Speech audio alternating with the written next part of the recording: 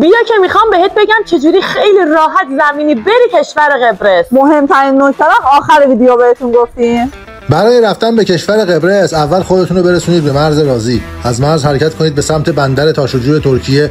حدود 1100 کیلومتر راه دارید. اونجا میتونید بلیط تهیه کنید. قیمت بلیط برای هر نفر 2950 لیر، حدود 7,900,000 تومان میشه. قیمت سوار کردن ماشین تو کشتی 12,000 لیر، حدود 32 میلیون تومانه و قیمت سوار کردن موتور تو کشتی 8,000 لیر، حدود 20 میلیون تومان.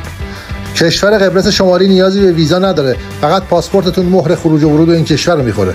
هزینه بیمه موتور تو این کشور 1500 لیر، حدود 4 میلیون تومان و هزینه بیمه ماشین 3000 لیر، حدود 8 میلیون تومان بود. ساعت حرکت کشتی از بندر تاشوجو ساعت 12 شب و حرکت برگشت ساعت 2 ظهر. حدود 2 ساعت قبل حرکت در بندرگاه باشید. حدود 8 ساعت هم تو کشتی روی آب هستید. مهمترین نکته اینه که اگر با ماشین یا موتور وارد ترکیه شدید، باید با خودتون وارد قبرس کنید. در غیر این صورت باید داخل گمرک تعهدنامه پر کنید. وگرنه موقع خروج از ترکیه به ایران 9500 لیر جریمه میشید.